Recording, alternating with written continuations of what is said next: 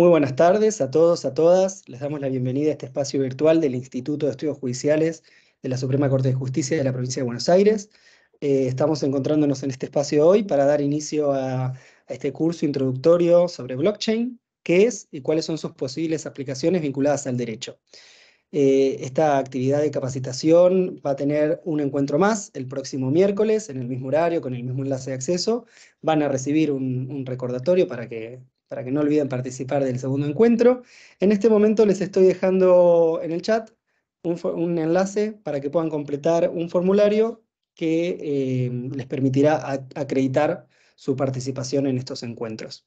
Vamos a habilitar posteriormente un aula dentro del campus virtual del instituto para que ahí puedan encontrar los videos de los dos encuentros, el material que vaya surgiendo por parte del expositor, y una vez finalizado el encuentro de la semana que viene, también ahí van a poder descargar el certificado de participación en este curso.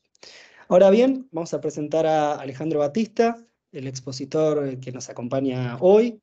Él es abogado, máster en finanzas públicas, especialista en derecho de alta tecnología, doctorando en sociología y en ciencias jurídicas y sociales. Es docente de grado y posgrado en sociología y en temáticas de derecho y nuevas tecnologías en la Facultad de Ciencias Jurídicas y Sociales de la Universidad Nacional de La Plata, en la Universidad del Museo Social Argentino y en la Universidad Nacional de San Luis. Es profesor de la especialización en blockchain y director del máster en blockchain management Aiden Business School. Alejandro, es un gusto tenerte como expositor en este curso organizado por el instituto, así que te agradecemos mucho. También a todas las personas que se están conectando para escucharte. Solo queda decir que si tienen alguna pregunta o algún aporte que quieren realizar, pueden hacerlo escribiendo en el chat o bien pidiendo la palabra con el botón de participar para que les habilitemos el micrófono. Alejandro, este es tu espacio y te escuchamos. Bueno, muchas gracias Camilo y muchísimas gracias a cada uno de ustedes por participar de esta actividad, al instituto por haberme invitado y bueno, vamos a tratar de que esto pueda ser lo más atractivo posible, que podamos conversar, por eso les pido que por favor se sientan con total libertad de pedir la palabra o de comentar para que vayamos haciendo esto más llevadero. Bien. No sé si habrán escuchado hablar de blockchain, muchos de ustedes, si han tenido alguna oportunidad de leer, de ver algo en la materia, de escuchar, si les suena por alguna otra aplicación, quizás les suena por alguna otra aplicación. ¿Alguno ha escuchado hablar de blockchain? Mientras voy preparando. A ver, ¿quieren contar? Mientras voy Ahí preparando ya la... quedó habilitada la opción para que quien quiera pueda abrir su micrófono y comentar. Perfecto. Y están viendo una pantalla que compartí, ¿verdad? Ahora. Perfecto. Sí, se ve perfecto. Bien. ¿Alguien había dicho que había escuchado hablar de blockchain? ¿Alguien por allí? ¿No? ¿Qué tal? Buenas tardes. Sí, por ahí en el Hola. tema de monedas virtuales, ¿no? Claro. El hecho de que se registren datos en varias máquinas, ¿es a lo que hace el sistema o no? Bien. Ahí tenemos una característica fundamental de lo que es la tecnología blockchain, efectivamente. Y claro, posiblemente no hayamos escuchado hablar mucho en sí de blockchain, aunque en los últimos años ha tenido una mayor difusión y mayor presencia porque tiene muchas aplicaciones. Pero sí hemos escuchado hablar muy probablemente de una de las aplicaciones que tiene blockchain, que es justamente para las criptomonedas. Y para una de las criptomonedas, la primer criptomoneda, que es Bitcoin, ¿sí? La primera vez que se puso en funcionamiento este tipo de tecnología fue allá por comienzos del año 2009, justamente la blockchain de Bitcoin, para permitir la gestión y la creación de este tipo de moneda virtual, ¿eh? Como ustedes imaginarán, fue todo un desafío para la época pensar en justamente tener una plataforma y una tecnología que permitiera intercambiar valor con las características que implica algo similar, no es exactamente o por lo menos está discutido en los distintos ordenamientos jurídicos de los países, no es exactamente una moneda, pero vemos que Bitcoin y otras criptomonedas cumplen la función de las monedas, en algunos aspectos, ¿sí? Claramente pueden cumplir la función de unidad de intercambio, claramente pueden cumplir la función de reserva de valor, por ejemplo. No es casualidad que nuestro país sea uno de los principales en el mundo en materia de utilización de criptomonedas. Bien, entonces, hasta el año 2009, había habido algunos antecedentes, había habido algunas propuestas de creación de alguna moneda virtual, pero no se lograban resolver los desafíos que presenta. Imaginen ustedes que si estamos hablando de una moneda virtual, hay que asegurarse muchas cosas para que funcione, ¿sí? Si una persona quiere transferir a otra, hay que asegurarse que tenga fondos, ¿sí? Hay que asegurarse de que las transacciones electrónicas no puedan ser falsificadas o revocadas, hay que garantizarse que no suceda lo que se llama el problema del doble gasto, es decir, que yo pueda transferir dinero a uno de ustedes y después volver a hacer esa transferencia con ese dinero, o sea, gastarlo 2 veces hacia otra persona. ¿Bien? Todas estas cuestiones, si uno las piensa en el mundo físico, bueno, con el dinero físico no sucede. Es decir, no puedo entregar un billete que no tengo en la mano y a su vez no puedo entregar 2 veces el mismo billete. Pero eso, en el ámbito electrónico, particularmente en el ámbito electrónico, donde es muy sencillo duplicar o copiar las transacciones electrónicas, presentaba un desafío importante. Y además la idea con la que surge, y me voy a referir mucho a Bitcoin porque nos va a enseñar mucho de cómo funciona blockchain para después hablar de otro tipo de implementaciones. Además, la idea que surgió en aquella época, fines de 2008, como les decía, la blockchain de Bitcoin comenzó a funcionar en el 2009, pero a fines de 2008 apareció una propuesta o un paper, un pequeño escrito, ¿sí? Presentado en foros de personas que trabajaban con temáticas de criptografía y demás, proponiendo justamente la creación de una moneda descentralizada entre pares, sin ningún tipo de intervención de un tercero. ¿Por qué recalco esto? Porque, bueno, nosotros hoy en día, y sobre todo después de la pandemia y demás, usamos muchísimo el dinero electrónico, pero en realidad lo que estamos haciendo es utilizar transacciones electrónicas del dinero tradicional, ¿bien? Transacciones que van dejando registros de los movimientos de los fondos que nosotros tenemos. Y eso es posible, ¿por qué? Por la intervención de terceros.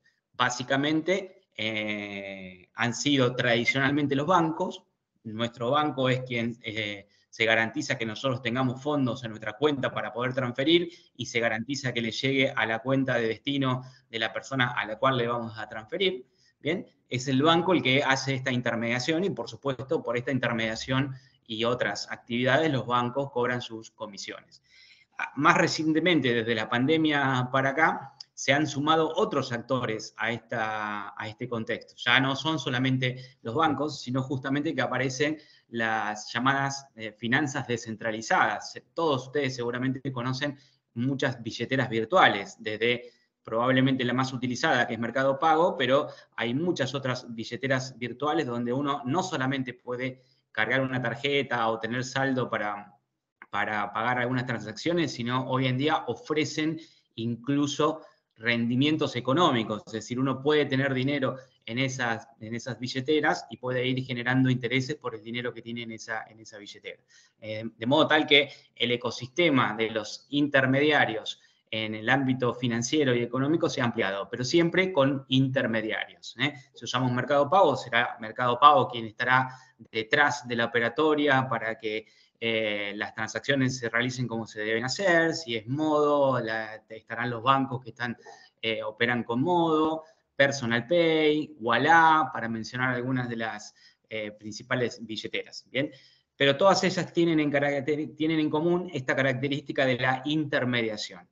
Pero en 2008, en esta presentación, en este pequeño proyecto, que es muy cortito, muy técnico y muy cortito, que está firmado a nombre de Satoshi Nakamoto, que al día de hoy no se sabe exactamente si es una persona o un grupo de personas, nunca se ha conocido la identidad de esta persona.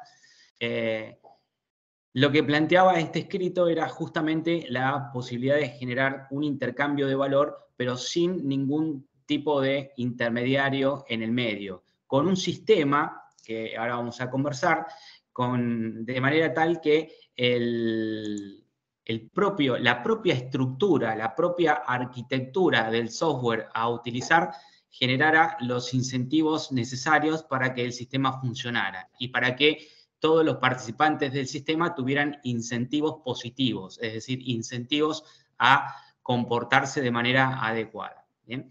Como les contaba, bueno, esto requería diversas tecnologías, muchas de las cuales ya existían a esa época. Por ejemplo, esto de las redes distribuidas que se mencionaba recién. Básicamente, tenemos una red distribuida cuando no estamos dependiendo de un solo centro en el cual las transacciones estén pasando, ¿sí? Por ejemplo, si nosotros utilizamos home banking de los bancos, estamos utilizando los servidores de los bancos. O incluso si estamos utilizando otro tipo de aplicaciones, como puede ser WhatsApp, también estamos utilizando un sistema centralizado. Son los servidores de WhatsApp los que permiten la comunicación. Nosotros enviamos un mensaje a otra persona y pasa por el servidor de WhatsApp. De hecho, lo que sucede con este tipo de infraestructuras centralizadas es que son falibles y que son factibles de atacar o de generar algún tipo de problema. Cada tanto vemos que sucede que se caen los servidores de Meta, por ejemplo, y se puede caer los servidores de WhatsApp, o los servidores de Facebook, o los servidores de Instagram, y en ese momento las operaciones no se pueden realizar justamente por eso. Entonces, lo primero que se buscó fue un tipo de infraestructura tecnológica que no tuviera esa debilidad, que no estuviera sustentada en un solo centro de actividad de un solo servidor, sino que la información estuviera distribuida y replicada de la misma manera en una serie de servidores. Esta tecnología, que es una tecnología denominada P2P, entre pares, ¿por qué? Porque todas los dispositivos, las computadoras que estén conectadas están en la misma jerarquía, no existe un nodo, se llaman nodos, no existe un nodo superior o jerárquico que controle a todos los demás. Estas tecnologías P2P, como les decía, ya existían, ya habíamos tenido algún tipo de herramientas que se basaban en esta lógica, como por ejemplo los torrents. A alguno quizás le suena, una de las primeras plataformas fue Napster, que permitía el intercambio básicamente de música y de archivos, que dicho sea de paso, eso terminó después con un juicio de la banda Metallica a Napster. Napster lo que permitía era justamente, había puesto a disposición y había lanzado una plataforma que era un software que permitía justamente conectar a cada una de las computadoras, donde los usuarios tenían un espacio donde ponían a disposición de los demás su información, sus documentos, su música, sus videos, sus libros, etc. Y cualquiera de los demás podía buscar ese contenido y el contenido viajaba incluso no solo de una sola ubicación, sino que el contenido podía viajar fraccionado de distintas ubicaciones para generarlo en la computadora del destinatario. ¿Bien? Y obviamente, como les decía, no había un servidor. Cuando se inició el juicio, no había un servidor al cual se le pudiera aplicar una medida judicial, una medida cautelar que pudiera evitar el hecho de compartir determinados documentos. Esa tecnología existía entonces ya antes de 2008.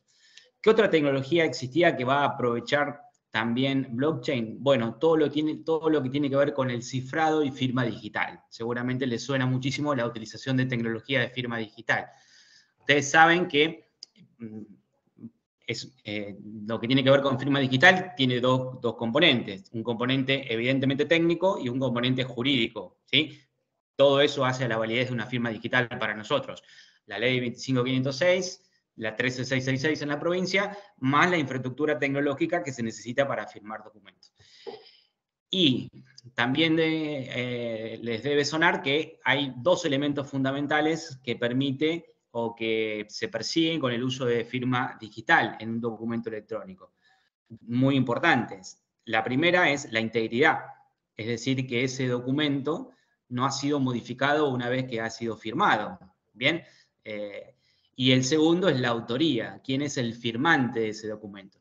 Bueno, esta tecnología de firma digital existe y se utiliza muchísimo en muchos ámbitos y permite justamente hacer transacciones seguras con esas características, transacciones que no se puedan alterar y que permitan identificar usuarios, por ejemplo, que ya vamos a ver que en la cadena de bloques, en blockchain, se denominan direcciones blockchain, son direcciones blockchain, hacia dónde va a fluir la información.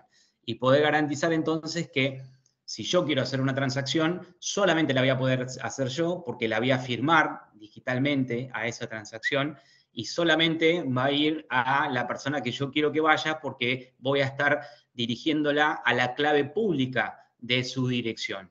¿Bien? Es un poco similar a lo que pasa cuando enviamos un correo electrónico firmado y demás, ¿bien? O cuando queremos enviar un archivo cifrado al titular de otro certificado de firma digital que podemos usar su clave privada. Bien, ahí tenemos entonces la segunda de las tecnologías, todo lo que tiene que ver con la encriptación de esos datos.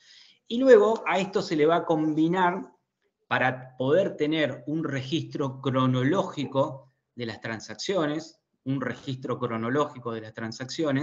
se va a combinar una conformación a partir de distintos bloques de información. Por eso es que se llama blockchain, en definitiva, ¿no? Porque es una cadena de bloques.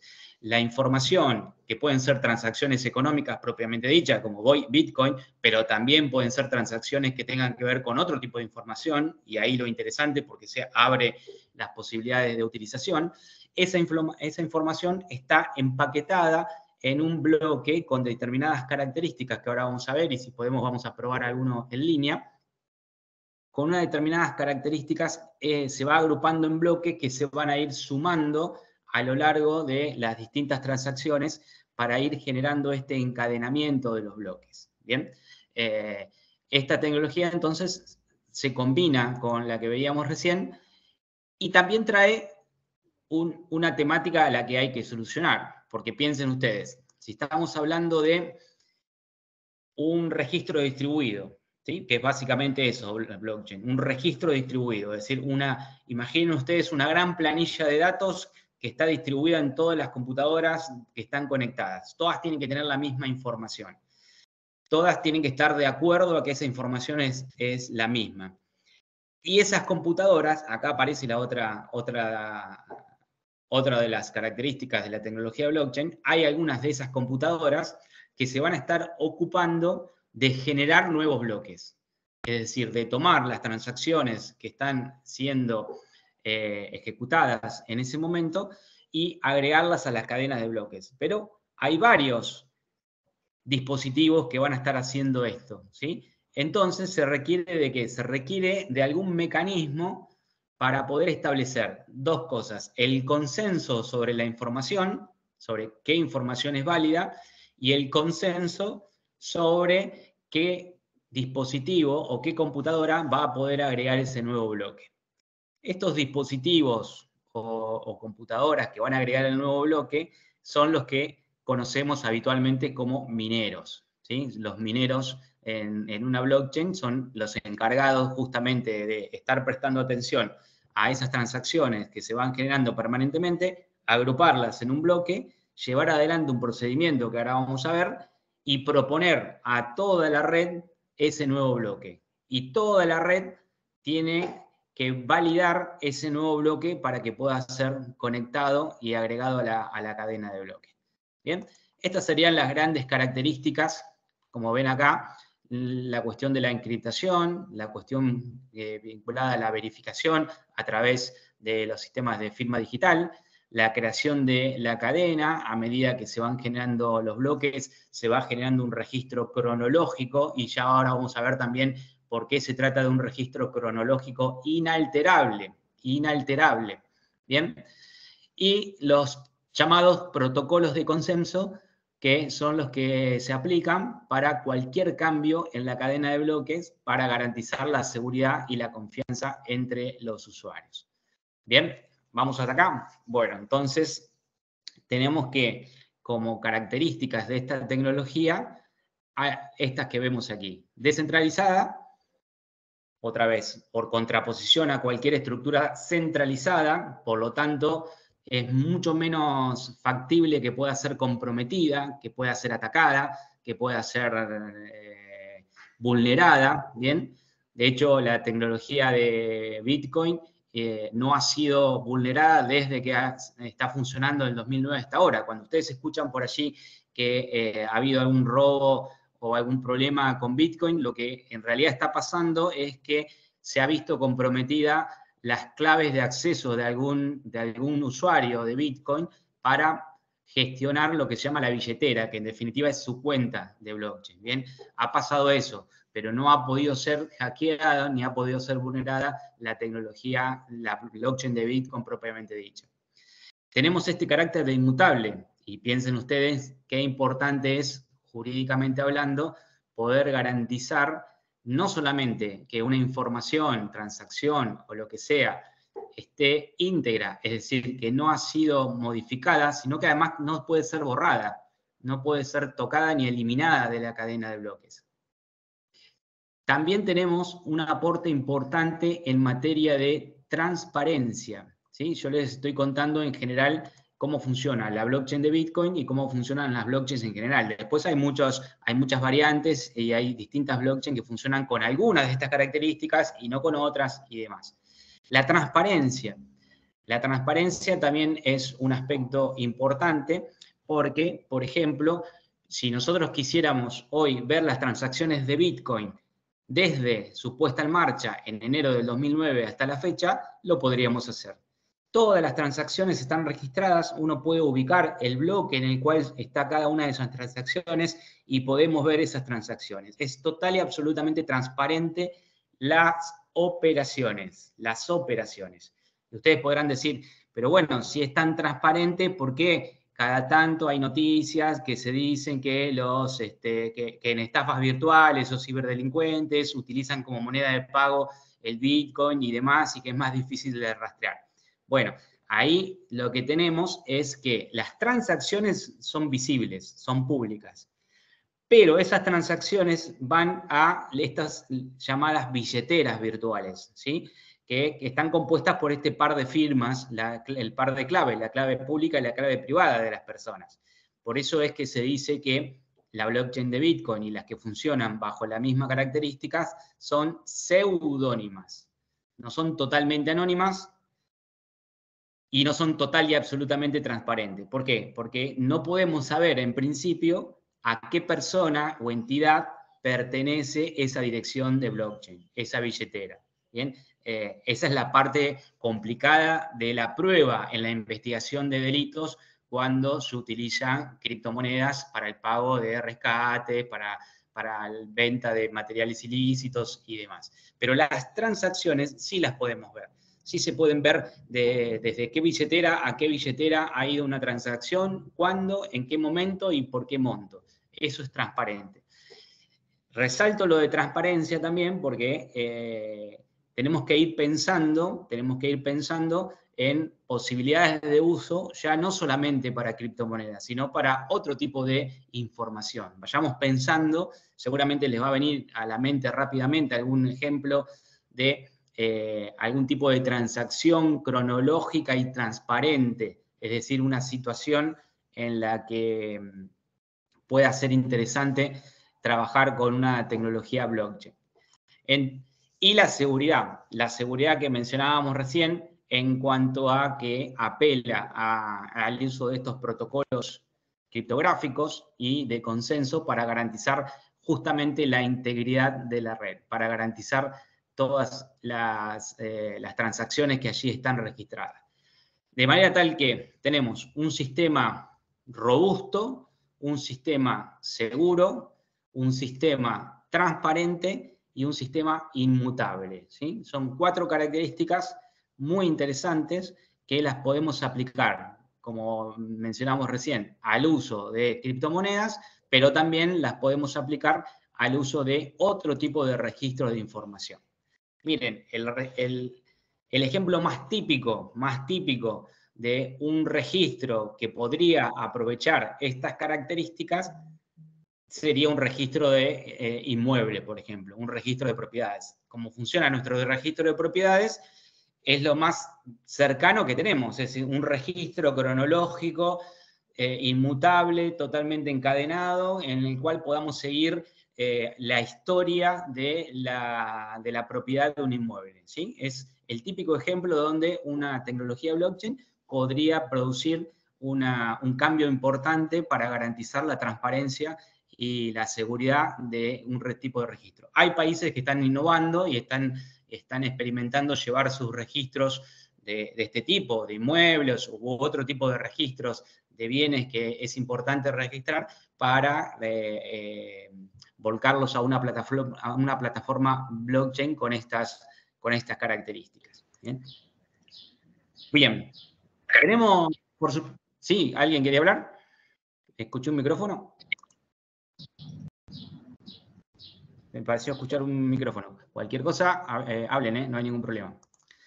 Decíamos entonces que esta tecnología entonces nos va a presentar, por supuesto, ventajas, que son las que venimos mencionando. La primera y la más importante, como decíamos, es la seguridad. La seguridad con esta idea de que no es necesario que intervenga un tercero, sino que el propio sistema está organizado y funciona a prueba de manipulación, ¿bien? Y lo del tercero es importante mencionarlo porque, por supuesto, ese tercero que interviene en este flujo de transacciones puede generar dos cosas. Puede generar demoras en las transacciones y puede generar costos en las transacciones, ¿bien? El segundo o la segunda de las ventajas que podemos mencionar es el alcance. La tecnología blockchain tiene un alcance global, digamos, cualquier persona en cualquier lugar del mundo con un dispositivo, y hoy estamos hablando de dispositivos que pueden ser teléfonos celulares tranquilamente, puede estar conectado a la red blockchain, por ejemplo, de Bitcoin, para poder operar con Bitcoin, ¿sí? Por supuesto que va a haber algunos nodos que son especiales. Los mineros hoy en día tienen otro tipo de dispositivos conectados para poder minar. Ahora vamos a ver por qué es eso. Pero los usuarios en general de la blockchain, de Bitcoin, lo pueden hacer tranquilamente desde un teléfono celular. Con lo cual, la posibilidad de conectividad y el alcance es absolutamente global. Y además, eso nos proporciona también mucha mayor rapidez en las transacciones que se pueden realizar prácticamente en tiempo real, Puede haber una muy pequeña diferencia de minutos entre una transacción o lo que tardan cada uno de los bloques en ir conectándose a la cadena de bloques para poder realizar estas transacciones o estos pagos.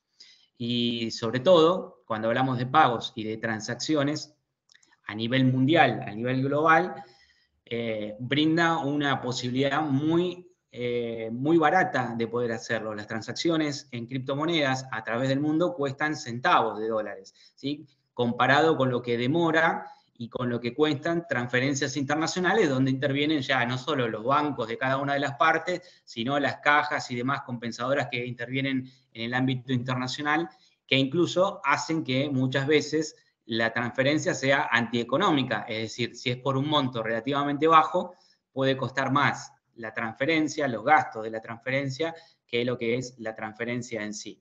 A esto, las cadenas de bloque, como las de Bitcoin, ofrecen justamente una alternativa rápida, segura, de alcance global y de bajo costo. Y también podemos mencionar el aspecto de la innovación, y aquí es donde por allí nos podemos detener un poco. Decíamos que no es solamente una tecnología que permite transacciones. Nació con esa idea en 2009 para crear justamente una moneda entre pares, sin ningún regulador, sin ningún intermediario que la controlara, pero se fue ampliando después a muchas otras tareas, y allí tendríamos que mencionar, por ejemplo, en el año 2015, la puesta en marcha de la que es posiblemente la segunda blockchain más conocida del mundo y la segunda criptomoneda más conocida del mundo, que es la de Ethereum, y que va a traer como gran innovación la posibilidad de que esa red de Ethereum pueda ejecutar programas.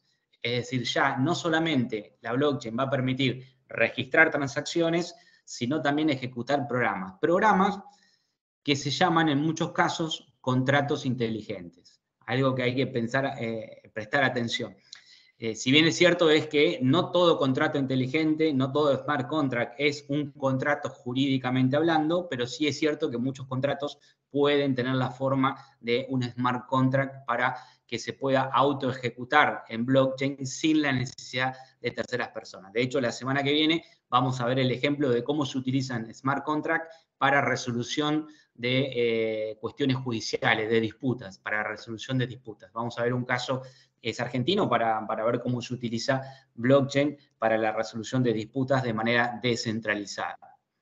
Entonces, la innovación es un punto importante. Se puede usar para eso. Se puede usar para otro tipo de tareas. Vamos a ver algunas, como puede ser, por ejemplo, la de trazabilidad de productos, ¿sí? Entonces tenemos la logística y la cadena de suministro. Es un ámbito en el cual hoy se están utilizando muchas veces tecnología de blockchain para registrar el origen de productos y la trazabilidad de esos productos a lo largo del tiempo y a lo largo del espacio hasta llegar al consumidor. Cadenas como Walmart a nivel internacional están utilizando este tipo de tecnología porque lo que permite justamente es dejar un registro con todas estas características que decíamos antes, seguro, inmutable, cronológico, íntegro y transparente de dónde se recoge el producto, a quién pasa el producto, bajo qué condiciones. Incluso esto se puede combinar hoy en día con otro tipo de tecnologías, como las tecnologías de llamadas de la Internet de las cosas. Imaginemos, por ejemplo, un camión que transporte mercaderías que tenga que estar a determinadas temperaturas, puede tener un sensor de temperatura conectado a Internet, que ese sensor esté enviando permanentemente la información a la cadena de bloques para ser registrada. Entonces ahí tenemos un ejemplo donde se puede automatizar, que esta es la idea, permite automatizar ciertas tareas y hacerlas mucho más seguras y mucho más transparentes. Imaginemos que esto que tiene que ver con cadenas de suministro en productos alimentarios, por supuesto, tiene que ver con la calidad del producto y también con la calidad de la información al consumidor. Bien, esto mejora la calidad de información del consumidor. De hecho, se están discutiendo, Alemania ha sido una de las primeras que ha impulsado legislación al respecto para determinados productos aplicar este tipo de tecnología. Bien,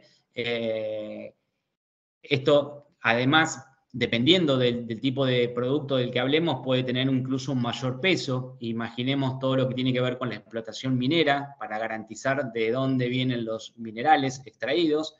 Pensemos en cierta explotación como los diamantes, ¿sí? Que tiene que estar muy asegurado que el origen sea lícito de esos diamantes. Bien, entonces esto se podría verificar con este tipo de tecnología. O en nuestro caso, en Argentina, más recientemente, tenemos, como ustedes sabrán también, toda la temática vinculada a la explotación del cannabis medicinal. Bien, entonces el uso de tecnología blockchain podría ser una alternativa interesante para garantizar que esos productos que llegan al consumidor tengan su origen lícito en las cooperativas y plantas que están habilitadas para eso. Otro ejemplo de utilización de blockchain para garantizar trazabilidad y origen, todos más o menos nos acordamos de la facultad cuando estudiábamos derechos intelectuales, lo que tiene que ver justamente con denominación de origen, ¿sí? Es decir, ciertos productos que incluso se llaman como se llaman debido a la zona de la cual provienen, ¿sí? La clásica distinción entre lo que es champán propiamente dicho a lo que son vinos espumantes. les cuento, después les voy a pasar información para que puedan mirar también. Tenemos experiencias en ese sentido. Hay una experiencia que se llama Open Vino en Mendoza, con una bodega muy innovadora y demás, que ha hecho un desarrollo aplicando blockchain a la producción de vino. Bien, bueno, eso también se puede, esta tecnología permite agregar una capa de seguridad técnica a todos los aspectos que se puedan vincular a la producción de estos productos y garantizar, como decíamos, la custodia. Tenemos, por supuesto, los servicios financieros, que ya los hemos mencionado. Tenemos, como decíamos, la cadena de suministro o la logística. Tenemos la utilización de blockchain en el ámbito de los inmuebles, en el ámbito de los bienes raíces. ¿Bien? ¿Por qué? Porque permite generar rondas de financiamiento. ¿Cómo se llama a esta unidad de transacción que vamos a tener en una blockchain? Bueno, se llama token. Sí, token, como el que usamos para firma digital, bueno, tiene el mismo nombre. Hoy estamos con esta misma palabrita en tres cosas distintas porque los sistemas de inteligencia artificial como ChatGPT también utilizan la palabra token. Bueno, pero en este caso, el token es la representación de un activo en la cadena de bloques, en blockchain. Si estamos hablando de Bitcoin, Bitcoin es un token. Si estamos hablando de Ether, Ether es un token. Entonces, todas las criptomonedas son un token, pero no todos los tokens son criptomonedas, por lo que dijimos antes. Algunas pueden tener información del registro de personas o del registro de movimientos. ¿Bien? Entonces, ¿para qué se utiliza entonces blockchain en el mercado inmobiliario? Bueno, uno puede tomar una propiedad inmueble y la puede dividir en tantos números de tokens como considere necesario. ¿Bien? Hace una representación de esa propiedad distribuida en tokens, al estilo de lo que haría una empresa si tuviera acciones. ¿Bien? Es decir, bueno, esa propiedad ahora está representada por una cantidad de tokens. ¿Y qué es lo interesante? Que esos tokens se pueden comercializar. Entonces, los tenedores de esos tokens van a tener algún tipo de retribución a la hora de participar de las ganancias que se puedan registrar con ese inmueble, ¿sí? Sea por la venta, sea por el alquiler y demás. Entonces, esto permite dos cosas. Permite generar financiamiento. Ofreciendo estos tokens se pueden obtener financiamiento para proyectos, y también permite la entrada de pequeños inversores, ¿sí? Imaginen ustedes una obra de arte, e incluso como está pasando en algunos lugares del mundo, se están tokenizando. Si uno presta atención va a ver que hay un proceso de tokenización de muchos activos.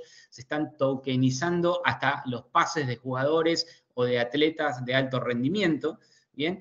Pero bueno, en el caso de obras de arte o en el caso de esos atletas y demás, es muy difícil que alguien pueda acceder a lo que podría ser una acción tradicional de una empresa, por valor, porque tiene una barrera de ingreso en costos muy importante. Ahora bien, esa misma situación representada en tokens puede ser en miles de tokens de pequeño valor, pero que permiten que los pequeños inversores puedan ingresar a ese tipo de mercado y participar de ese tipo de mercado.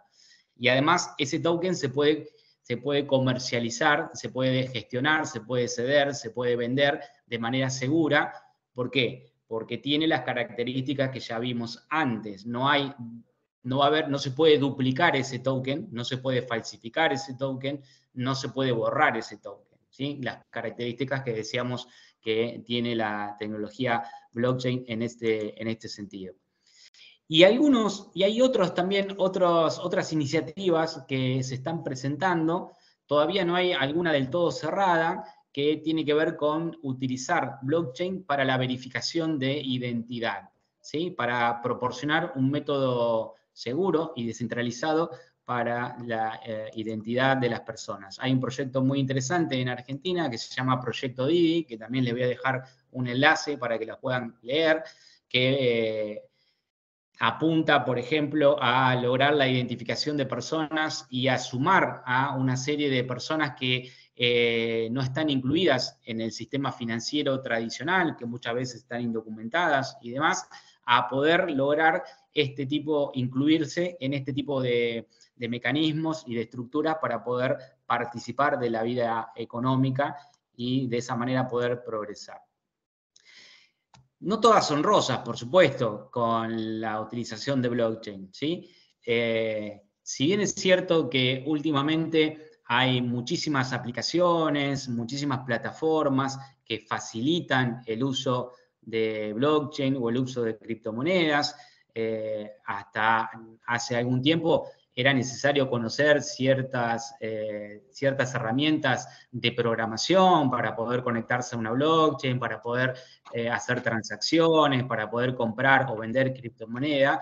Bueno, esto ya no es así, esto ya ahora lo hacemos directamente con aplicaciones en nuestro teléfono celular que hacen más sencillo poder conectarse a una blockchain y poder hacer algún tipo de transacción. Tenemos plataformas como Satoshi Tango, tenemos plataformas como Binance, distintas plataformas, algunas de las billeteras virtuales que mencionamos al principio han anunciado que ya tienen la posibilidad de comprar también criptomonedas, Velo es una de ellas, Lemon es otra de las plataformas y billeteras virtuales que puede permitir esto, e incluso se han facilitado las cosas, y aquí en La Plata había, yo recuerdo, por lo menos 2 lugares donde había cajeros automáticos donde uno podía comprar con tarjeta de crédito, podría comprar criptomoneda. Había uno que estaba ubicado en Walmart y había otro que estaba ubicado en el espacio Way Out, que está aquí en Diagonal 74, que además, por lo que se ve en su promoción y demás, acepta pago con Bitcoin para poder pagar café o lo que nosotros estuviéramos consumiendo ahí.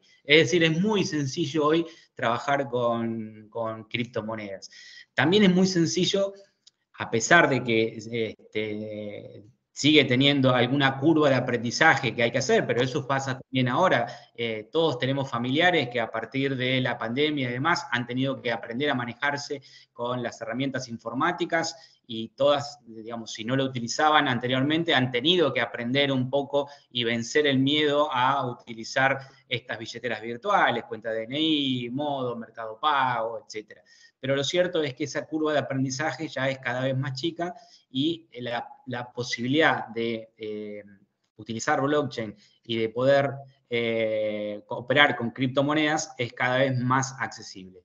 Sin embargo, como decíamos, hay que anotar esta cuestión de la complejidad, ¿bien? Sobre todo si uno quiere trabajar en el ámbito de la producción, de los proyectos que utilizan blockchain. El segundo aspecto es el de la regulación. Sigue siendo un ámbito donde todavía se discute a nivel mundial, y nuestro país no es la excepción en ese sentido, la necesidad de ciertas regulaciones al respecto de esta tecnología.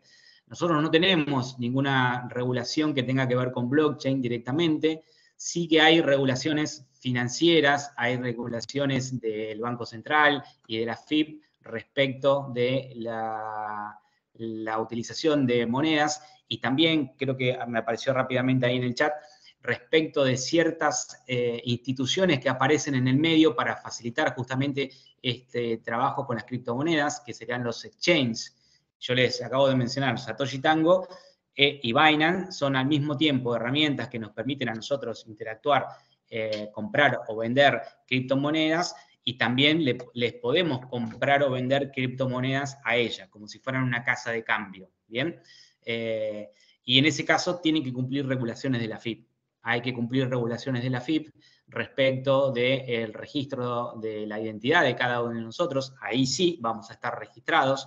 De hecho, hace poquito salió uno de los primeros fallos en los cuales se trababa una medida cautelar sobre una billetera virtual con criptomonedas, que voy a ver si se los puedo dejar a mano también. Todo esto está pasando en estos momentos, ¿sí?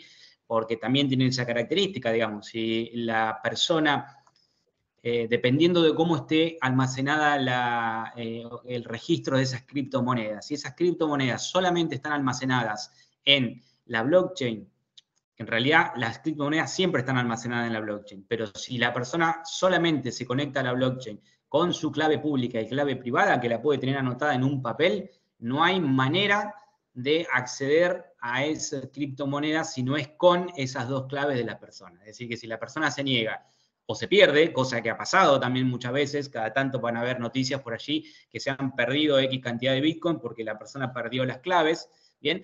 Entonces no se puede acceder. Ahora, si la custodia de las claves está entregada o ligada a alguna de estas empresas, ahí sí puede haber una posibilidad de congelar el acceso a esas cuentas. Y ahí sí es donde puede prosperar algún tipo de medida cautelar como las que les mencionaba recién. Entonces la regulación es importante. Lo que muestra la experiencia en el mundo es que la tecnología por sí misma es interesante y se desarrollan permanentemente proyectos, aun cuando no haya legislación específica en la materia, es decir, que no hace falta esperar a que haya una ley blockchain para desarrollar proyectos. Los proyectos se van desarrollando de manera permanente, y en algunos casos la legislación viene por el lado de, como siempre, por el lado fiscal, por el lado tributario, por el lado de la regulación de los aspectos tributarios de la materia de criptomonedas. Bien, la regulación habrá que ver qué pasa. Y la adopción de este tipo de tecnologías todavía sigue siendo relativamente chica. Es decir, es una tecnología que la podemos escuchar mucho, se sigue utilizando, pero todavía es muy chica. De hecho, si tomamos el volumen total de todas las criptomonedas circulantes en el mundo, es muy pequeño comparado con el modelo, con la cantidad de moneda tradicional que hay. Es cierto que se va abriendo cada vez más la posibilidad y la utilización, pero todavía es mínima comparado con el dinero fiat que usamos habitualmente, tanto en su versión papel física como en su versión electrónica.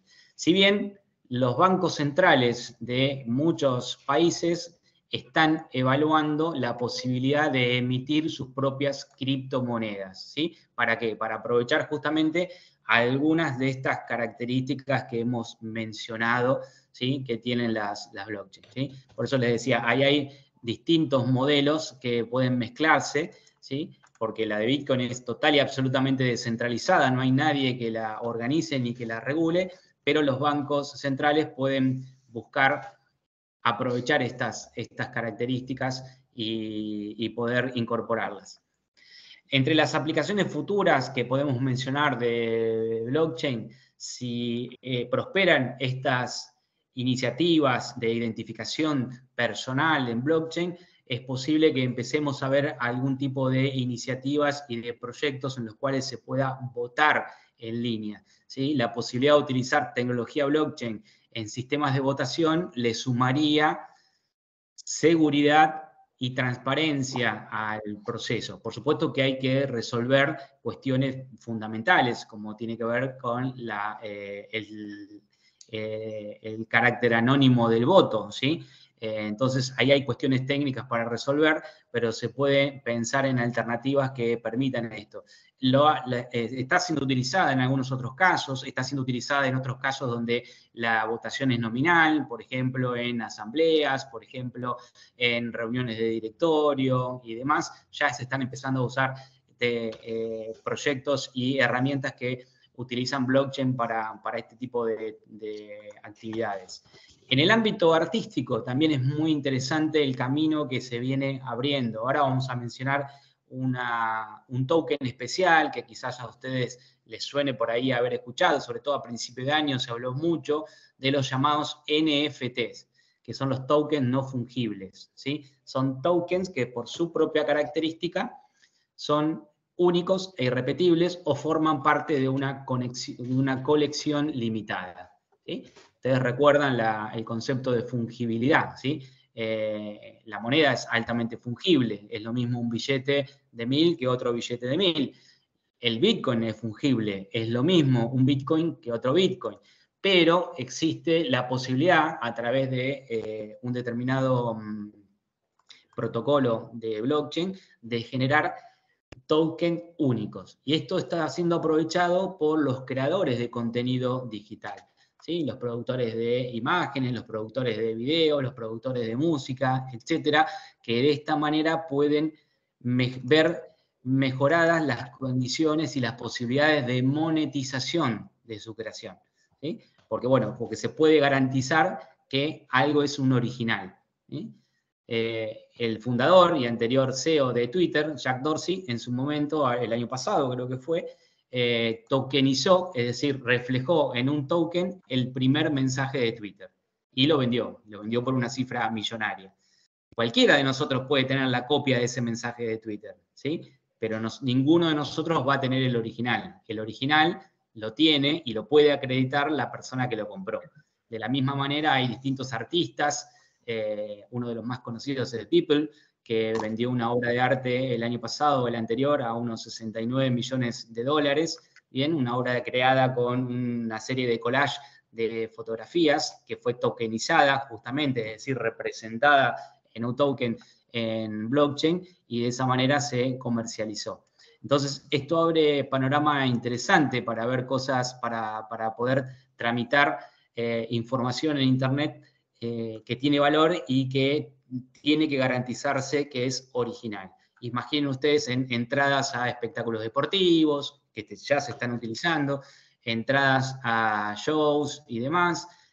También se está utilizando en materia, por ejemplo, de billetes de avión, ¿sí? Donde si cada uno de nosotros compra un billete de avión y lo tiene en un NFT, en un token irrepetible, es más fácil para cada uno de nosotros comercializarlo. Si por alguna razón no podemos viajar, se lo podemos vender a otra persona sin necesidad que intervenga la compañía aérea, sin ningún tipo de necesidad que intervenga la compañía aérea, ¿bien? Entonces, allí también tenemos este tipo de ventajas, ¿bien? Eso es lo que se llaman los NFTs. ¿Y qué aplicaciones legales podemos ir mencionando más allá de las que vamos a ver la semana que viene? Bueno, hay que tener presente esto que decíamos, estos llamados contratos inteligentes, ¿sí? Que en algunos casos son contratos propiamente dichos, legalmente dichos, que se autoejecutan cuando cumplen ciertas condiciones, creando de esta manera un flujo mucho más rápido y ágil de condiciones. Cualquier texto que lean sobre Bitcoin van a encontrar siempre el mismo ejemplo original, que es el ejemplo de la máquina expendedora de bebidas o de alimentos, donde nosotros colocamos un billete y la máquina nos devuelve el producto que nosotros solicitamos. Es decir, a un determinado evento corresponde una determinada reacción. Esto se puede programar a través de código informático y ese código informático se puede subir a una blockchain para que se ejecute automáticamente, ¿sí? Dado una condición, se ejecute otra, sin que nadie tenga que intervenir en el medio. Ejemplos, otra vez, tenemos seguros económicos, por ejemplo, de atrasos de vuelos. Bueno, entonces se puede conformar un contrato inteligente en el que nosotros participemos porque compramos el boleto de esa compañía aérea, donde se establece que si el vuelo se retrasa por más de, supongamos, 1 hora, le corresponde una indemnización al pasajero. Entonces, una vez que se verifica que efectivamente el vuelo se retrasó, ¿y eso cómo se va a hacer? Se va a hacer a partir de información oficial de los aeropuertos. Una vez que se verifica que ese vuelo se atrasó, el beneficiario no tiene que hacer nada, sino que el contrato se va a ejecutar automáticamente y le va a transferir los fondos a la cuenta del usuario. ¿Bien? Se puede utilizar en materia de seguros en el campo también, otra vez combinado con Internet de las cosas. Imaginemos sensores en el campo que estén registrando la humedad o el nivel de lluvias. Entonces puede haber un seguro que garantice al productor agropecuario por ciertas condiciones climáticas, ¿sí? Por no haber llovido o por haber llovido más de X cantidad y se haya inundado. Bueno, esos sensores van a proporcionar la información. Esa información va a ingresar al contrato inteligente y el contrato inteligente, sin necesidad de intervención de ninguna persona ni de ningún tercero, va a ejecutar el contrato, es decir, va a pagar la cobertura del seguro. ¿Bien? Esos son ejemplos de contratos inteligentes que se están utilizando. ¿Para qué más se pueden utilizar? Bueno, podemos pensar nosotros un montón de situaciones en las cuales lo que se da es esa lógica de si pasa A, pasa B. Bien, si tenemos esa lógica, la podemos implementar. Y aquí se abre un panorama muy interesante para los profesionales del derecho, para los abogados, porque, por supuesto, esos contratos inteligentes lo van a programar personas que sepan el lenguaje de programación. Por ejemplo, Solidity, que es el lenguaje de programación que se utiliza en Ethereum, que es la principal blockchain que se utiliza para los contratos inteligentes. Pero si estamos hablando de cuestiones legales, evidentemente ese informático, ese programador, tiene que trabajar a la par de un abogado para ver esas condiciones legales que se puedan ejecutar. ¿Bien?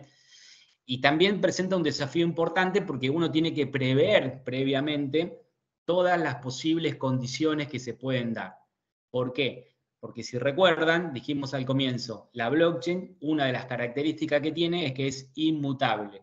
Por lo tanto, una vez que un contrato inteligente es cargado en la blockchain y se ejecuta, no se puede modificar. Dentro de la blockchain no se puede modificar. Ese contrato queda así de manera permanente. Y el segundo aspecto que hay que tener muy en cuenta es ese contrato inteligente, de dónde va a tomar información relevante. Esto que decíamos antes, de dónde va a venir la información de que el vuelo se atrasó o no se atrasó, de dónde va a venir la información del estado de las lluvias, de dónde va a venir la información de si las acciones subieron o bajaron determinado movimiento. Sí, y eso se llama, me parece que Luciano lo estaba mencionando allí, oráculos. No sé si querías decir eso. No, te veía la cara y me parecía que querías decir oráculo. Te estaba tratando de leer los labios. Eso se llaman oráculos. Los oráculos son el acceso de información que está fuera de la blockchain a la blockchain para ser utilizada por un contrato inteligente. ¿Bien? Entonces decíamos, el Servicio Meteorológico Nacional, los sensores de lluvia, la información oficial de los aeropuertos, la información oficial de la bolsa de valores de un determinado lugar, todos esos pueden ser oráculos que van a inyectar información a la blockchain para poder cumplir este contrato inteligente. Toda la parte de contratos inteligentes es un área que se va a desarrollar muchísimo en los próximos años, cada vez más lo vamos a ver, y así como ahora están llegando casos a la justicia que tiene que ver con criptomonedas, cada vez más, les decía lo del embargo y demás, es muy probable que empiecen a llegar casos a la justicia donde se discutan contratos inteligentes, porque el hecho de que el contrato se ejecute en blockchain sin ningún tipo de intervención no quita que pueda haber discusiones posteriores de ese contrato. Evidentemente, la revisión judicial posterior puede estar, ¿bien? Entonces vamos a necesitar cada vez más profesionales de un lado y del otro del mostrador de la Administración de Justicia para que estén preparados para poder interpretar y saber cómo funcionan estos contratos inteligentes a la hora de llegar a resolver alguna cuestión, algún planteamiento que aparezca allí. Bueno, la resolución de disputas, esto lo vamos a ver bien el miércoles que viene, con el caso de Cleros, ¿sí? Una posibilidad de utilizar blockchain para resolver de manera segura, transparente y accesible litigios sin necesidad de llegar a tribunales. Ya vamos a ver que esto básicamente es un arbitraje, tiene la forma de un arbitraje. Y después hay otra característica que quienes trabajan en el ámbito de blockchain la suele llamar notarización. Yo prefiero decir una certificación basada en blockchain, porque notarizar para nosotros, jurídicamente hablando, es la tarea de un notario. Aquí no interviene un notario. Pero sí es posible utilizar blockchain para certificar información, ¿sí? ¿Por qué? Porque si, como dijimos, algo que yo registro en blockchain tiene fecha cierta, está íntegro, no se puede modificar y no se puede inmutar, imaginen ustedes que es una muy buena herramienta para preconstituir prueba. ¿Bien?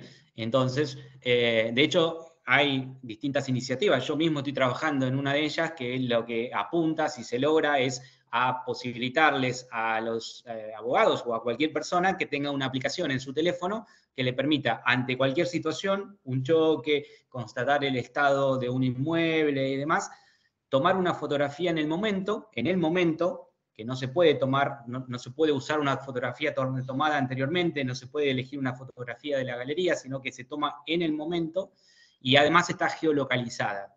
Y eso se registra en blockchain. Entonces, piensen ustedes que ahí estamos preconstituyendo una prueba fuerte, que tiene una fortaleza interesante desde el punto de vista técnico. No es un acta de constatación de un escribano, está claro, pero sí podemos probar que esa imagen fue en ese día, en ese momento, y que además quedó registrada de manera inalterable en blockchain.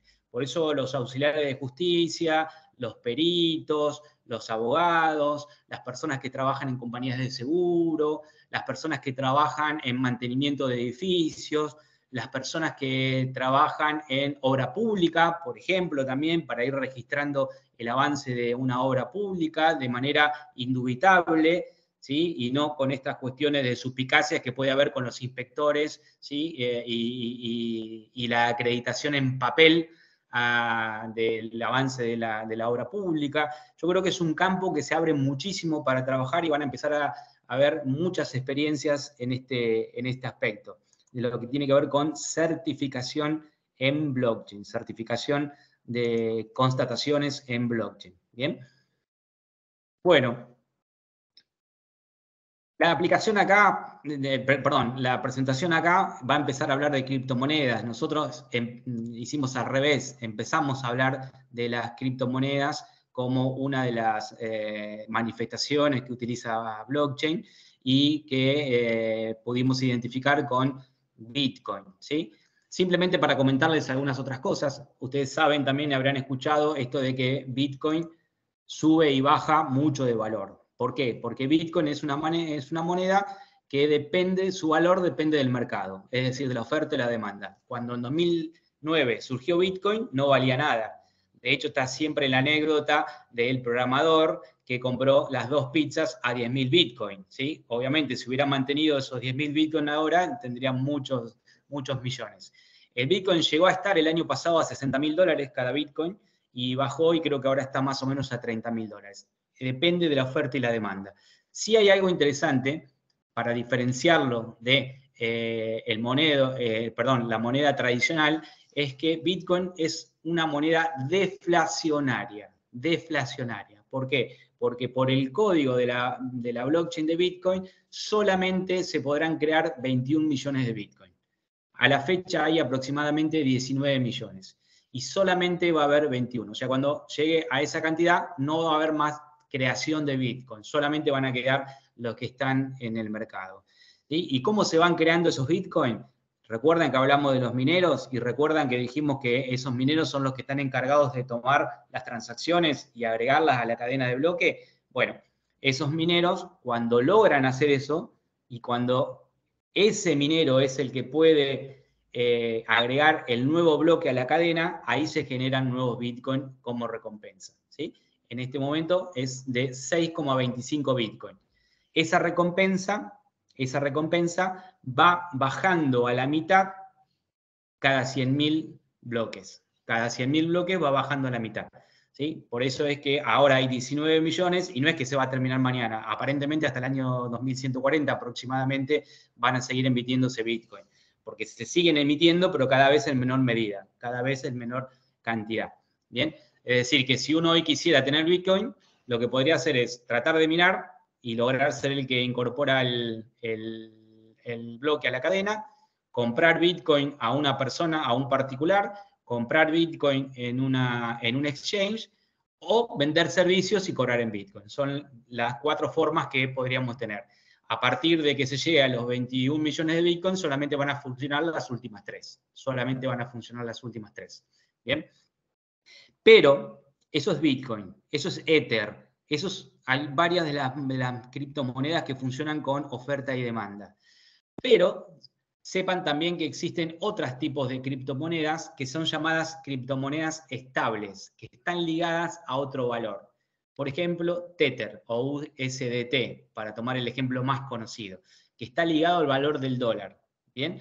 Entonces puede ser un ámbito interesante para los que quieran empezar a manejarse con criptomoneda, utilizar este tipo de criptomonedas. Por supuesto no es un tema de inversión, ¿sí? Nadie va a ganar porque siempre va a estar al nivel de un dólar, puede subir o bajar algún centavo, pero no va a aumentar, pero es una manera de utilizar criptomonedas de manera segura y sin los riesgos de la volatilidad que puede tener Bitcoin en estos casos. O, bueno, puede ir a Bitcoin y arriesgarse un poco más para ver cómo funciona allí.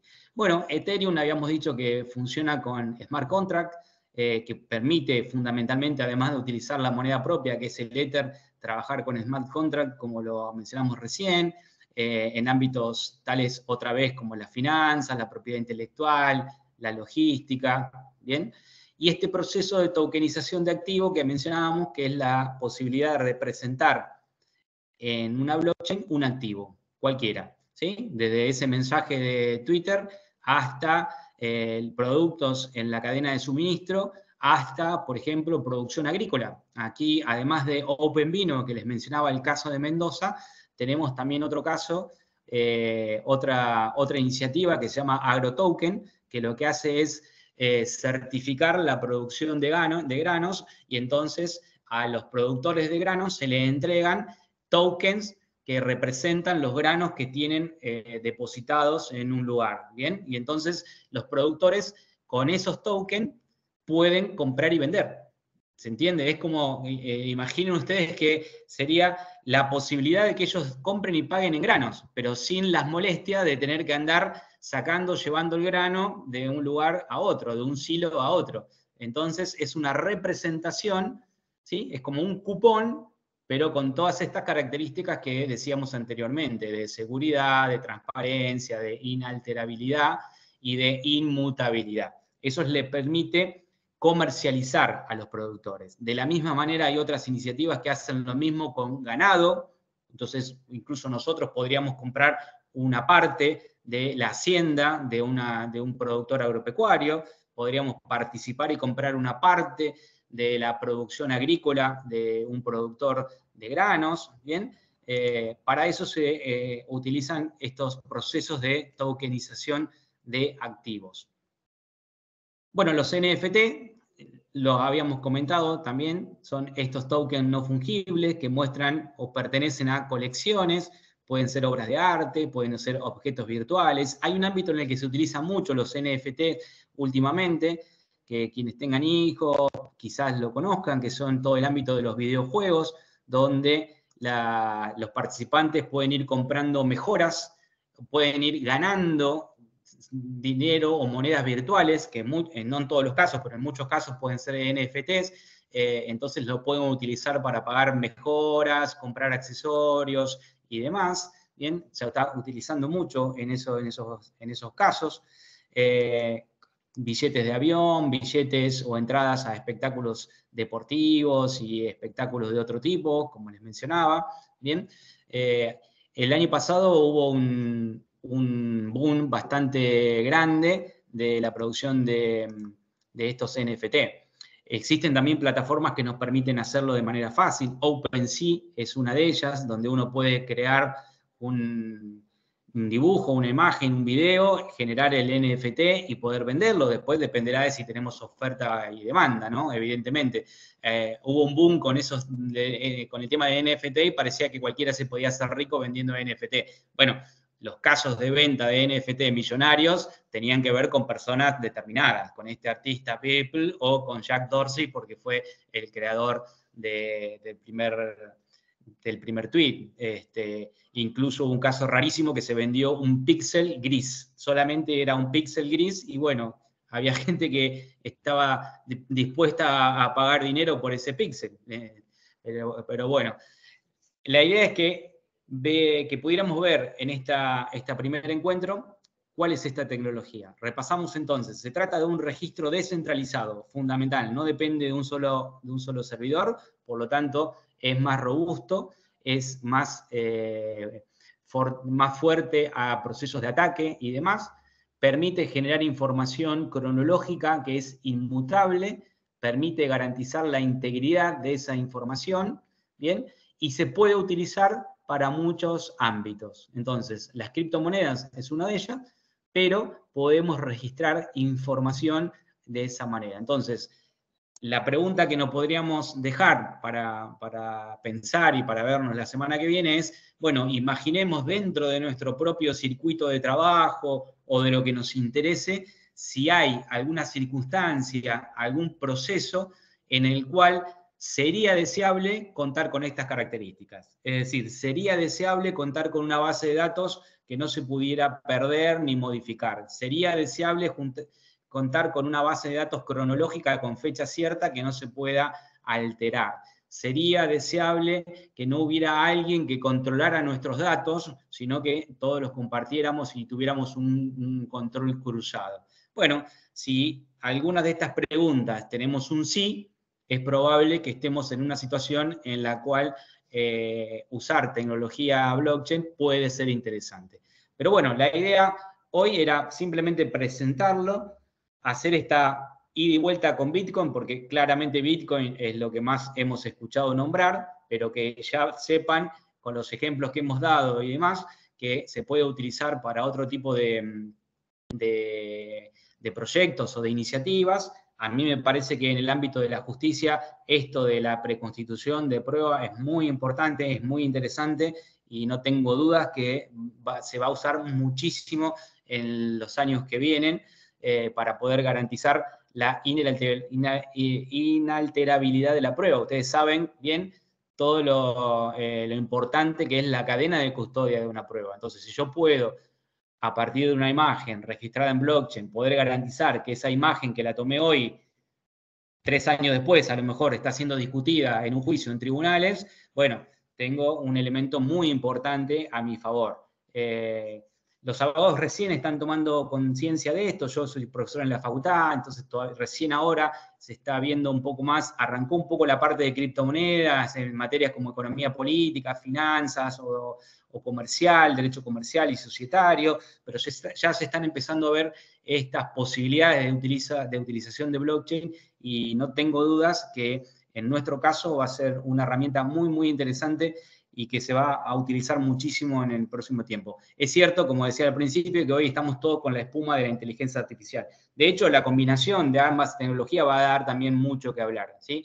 Inteligencia artificial, Big Data, Internet de las Cosas, blockchain, son 4 pilares que van a estar combinándose permanentemente para cambiar mucho del contexto que estamos acostumbrados, para modificar mucho de lo que conocemos hoy en día en Internet o en intercambio electrónico de archivos, de documentación y de información. Así que bueno, esta era un poco la propuesta para hoy. Espero no haber sido demasiado pesado. Por favor, si quieren hacer algún comentario, alguna pregunta o alguna duda, a disposición.